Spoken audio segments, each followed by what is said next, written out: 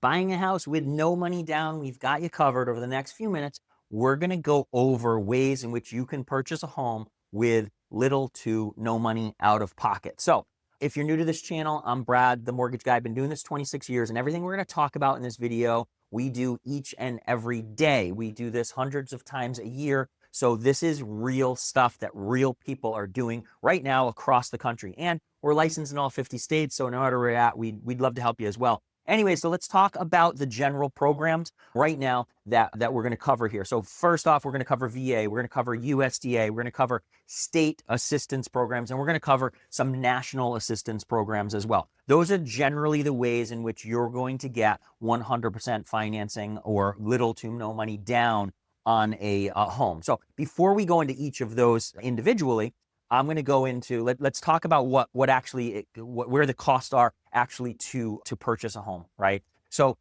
ultimately, there's two main things cost-wise that you need to consider when it comes to purchasing a home. Number one is going to be whatever down payment the requirement there is, which we'll go over for each of those programs. And here we're talking about no money down, so you got a little hint at what you're about to see. But one is how much money you need to put down, but then two is going to be, what are the closing costs? What are the taxes? What are the insurances? What are the recording fees? What are the attorney's costs? All the costs associated with buying a house. I'm just going to call those, for purposes of this video, I'm going to call them all closing costs. I'm not going to break out each and every single one here. And we're not going into super detail in each one. Come back to our channel as we post more and more stuff and we break out each of these programs. If you find this information useful, please subscribe to the channel. That just helps us bring this information to you more often and more of it. So like, subscribe, comment, do all that good stuff. We'd love to see you back here on the channel. But for now, this is just a general idea of how do you get into a house? What are your options to get into a house with little to no money down on a home? So let's start with VA. So with VA, you do need to be a veteran. So as a veteran, if you put in the required amount of time, you're going to get something called a certificate of eligibility. That tells us that you are eligible for the VA loan. Now, we do have a electronic connection to the VA. So when a veteran applies with us, automatically our systems go over to the VA and they try to pull that certificate of eligibility. Most of the time it's pretty successful. If you have that certificate of eligibility, it's pretty successful. We're able to get that back through an automated means, not something you have to track down, but you can track that down. Go to your va.gov account, call the number there. You should be able to work with them to get that. So VA, you have to be a veteran. Now, VA is 100% financing. So I'll use a $100,000 house only because it's easy to use with percentages, right? If I say 5% down, that means $5,000. So on a $100,000 house, what that means for 100% financing is VA is going to give you the entire $100,000 to purchase that home. All right. So you don't need to put any money down. Now, we talked about you have down payment requirements and you have closing costs. VA, no down payment requirements, but there's still going to be closing costs. Now, with us, we drop lender fees on VA. It's cheaper than any other loan that's out there, but there's still costs. There's still attorneys. There's still taxes. There's still insurances. There's still all that stuff that I said we're going to all call just closing costs, right? Now, on a VA loan, you can ask a seller and negotiate with a seller to have them pay for your closing costs. So that's awesome. Now, you're allowed to, with VA, ask for up to 4% of the purchase price towards closing costs. So on that $100,000 house, you could ask for $4,000. Now, again, I'm using 100,000. That's not always a realistic number in most markets, but the bottom line is that 4% usually is enough based upon the prices of houses. That is usually enough to cover anything that's out there. And then some, a lot of times with the higher priced houses. So you can negotiate that in. Now, remember, when you're negotiating and asking a seller to pay for closing costs, that's real money coming from them. So if you bought a house for 100,000 and you're asking them to pay 4 for closing costs, the seller's really only netting 96. So just remember that when you're working with your real estate agent to structure your offer and how that's, and how that's going to look to a seller and what their net figure is, as opposed to you're not really paying that $100,000. By the way, if you don't have a real estate agent, we work, again, all 50 states, have agents all over the country. We'd love to refer you to hook you up to help you purchase a home. So VA, 100% financing, you can ask a seller to pay for closing costs. Now, USDA works very similar. USDA just has a couple different rules associated with it. So you can just do a search online for USDA property eligibility. It will bring up a map and you can search. There's certain areas that are available for USDA. It is a rural housing program. And so you're not going to see areas around big population centers eligible, but something a little bit more in the outskirts, those are going to be eligible. And the eligibility map will surprise you a little bit. So go check it out because there's definitely some places around you that are going to be eligible. So that's number one with USDA. Number two is they do have some income limits associated with USDA. So just again, if you do a search for USDA income limits, it will come up and it will show you those limits. Now, those limits are pretty liberal, so they're generous. So don't feel like you shouldn't check that out because you must make more than those amounts. That's not necessarily the case. It does, however, look at your entire household. So anybody over 18 making money in the household, they're going to look at the income of all of those individuals in the household, whether or not they're on the loan. So if you have spouses that are purchasing a home and only one is going to be on the loan, the other is not, they're still going to look at that other spouse that's not on the loan. It doesn't have to be a spouse, though. It could be just a significant other, it could be grandma, could be mom, could be a kid, whatever it is. USDA is also 100% financing. So there's income limits, pretty generous ones though, and there's areas in which you can buy. USDA, just like the VA, 100% financing. You're getting 100% financing, and then you can ask the seller to pay for closing costs. USDA actually will allow you to ask for more than 4%. That actually go up to 6%. But again, the amount that you can ask for, it can't exceed the actual closing costs that are associated with the loan anyway. In the case of USDA, and 6% is usually far more than enough to cover all those costs. So that $100,000 home, you're getting the whole 100 from USDA. You could potentially then ask the seller to pay for the rest, and in essence walk into a home with no money down. Now, before I go into those state bond programs, I do want to talk about money that you will potentially need upfront to at least put out of pocket upfront. Number one is you're going to need a deposit on the property. No seller is going to pull their house off the market without having a deposit from you. That is a negotiated amount. There's not a fixed amount that's there. So you would work with your real estate agent to negotiate what that deposit's going to be. Now, with both of those programs, USDA and VA, and with the next two programs that we're going to discuss in a minute, with all of those programs, it could be structured to where you get that deposit money back at closing. Because if we're getting you 100% financing and we're getting all your closing costs paid for, your deposit isn't necessary for the loan. It may be necessary to get your house under contract, but it won't be necessary for the loan. So we would get that back for you. So you've got a deposit you'll have to pay for upfront. You've got an appraisal that you'll typically have to pay for upfront as well. Again, money you could get back. And then you've also got a home inspection that you're generally not going to get back, but a home inspection's really good idea to do. I know in this market, where there's some markets around the country that are super seller markets where people are opting not to do inspections.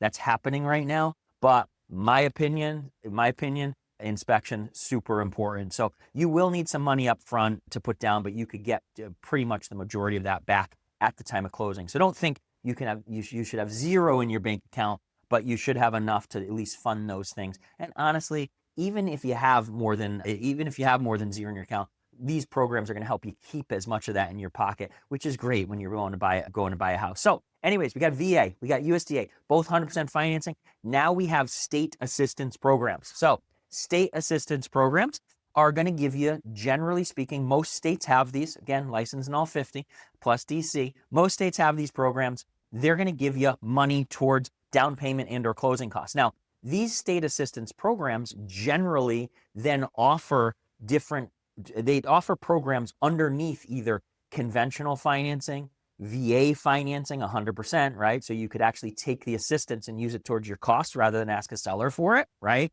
Or you could put some money down on a VA loan because you're allowed to put money down. So these state assistance programs are oftentimes coupled with the VA program, the USDA program, the FHA program, the conventional program. They basically have, there's the state system, there's the state program umbrella. Under each of them, they may have, different states will have different programs. So VA, USDA, conventional, FHA, they may have different programs underneath those.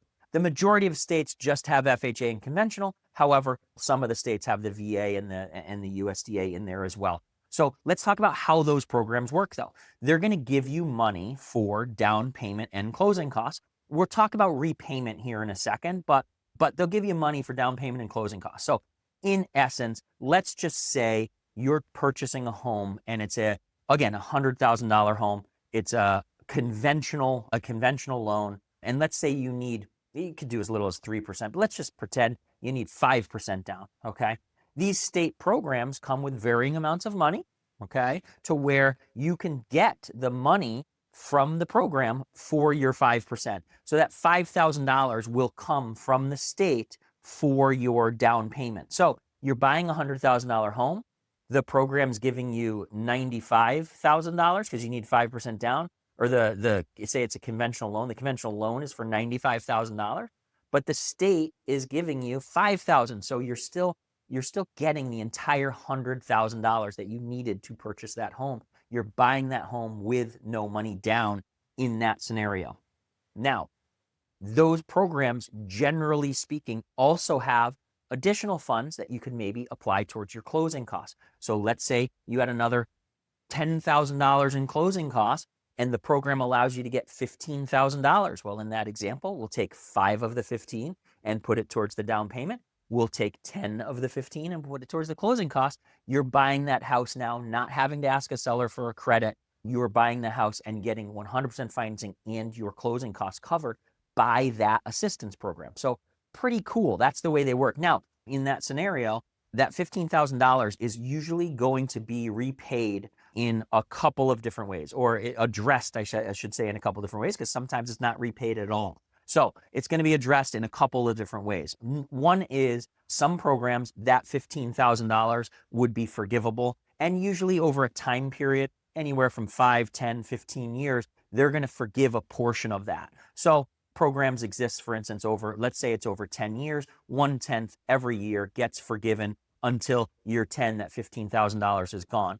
Other programs, they're just money that's 0% interest rate, no payment. You just give the money back when you sell the house or refinance the house at a later date. All right. And then the third type is the repayable, where you're actually making payments on that $15,000. Usually when it's repayable, it's at a reduced interest rate. So some programs might be 0%, some might be 1, 2, 3, 4, 5, whatever it is. It's usually a reduced interest rate that you're repaying, in our example, that $15,000. So state programs are great. They're usually the cheapest way to get it done. You usually get discounted interest rates on the $95,000 that we just talked about. You can usually get discounted interest rates on that. Great programs. Now, when you couple those with a VA loan or a USDA loan that are 100% financing, awesome. You can put a little bit of money down and still save some money, right? Or maybe maybe the assistance only covers your cost, right? So you coupling all these things together, you potentially, you depending on the state, depending on the programs that are available, you could couple a bunch of these things together and get into a house ultimately with no money down. Now, what a lot of people just say to me at this point is they say, well, Brad, I heard FHA is a first-time homebuyer program, and there are 100% financing FHA programs. Well, FHA is first off, it's not just for first-time homebuyers. However, most of the time, first-time homebuyers, it's something that's used for first-time homebuyers, but it's not just for first-time homebuyers. You could purchase it in every single home you ever owned using an FHA loan with certain rules that go about that, but it's a 3.5% down program. That 3.5% down program, that is where the state assistance stuff comes into play. With the FHA, when people are talking about 100% financing with FHA, what they're really talking about is I'm getting some money from the state or from one of these types of programs. By the way, towns also have some of these. I should have mentioned that as well. That's a big miss on my part, but towns also have some programs. So you might have a state program and a town program, and you can actually piggyback those things together. But anyway, the FHA requires 3.5% down. With those state programs, you can take that money and use it towards your 3.5, which means, again, there's your 100% financing for FHA that some people do talk about. Okay, so that's your state programs. They're usually the cheapest way to go when it comes to down payment assistance. The last of them are the national programs. There are some national programs. Most of the state programs require you to be a first-time home buyer, which is defined by not owning a home in the last 3 years. But most of the national programs don't have that requirement. So you can actually use these national programs even if you're not considered a first-time home buyer. Again, sweeping generalization, not all of them, but a majority of the national programs allow you to do that. Now, the downside to some of those national programs is that they generally come with higher interest rates. So the state programs, usually a discounted interest rate. The national programs, usually an increase in interest rate. So you've got some of the programs who say, hey, our money is forgivable. You never have to pay it back. Well, you might have to pay it back, but on the first mortgage, you're getting a higher interest rate on your first mortgage than you would be getting otherwise. And therefore, are you really paying it back? You kind of are, because you're paying it back in the example we use in the $95,000 loan that you're getting, as opposed to the five that came for free and it's forgivable. They're just jacking up the interest rate on that first mortgage,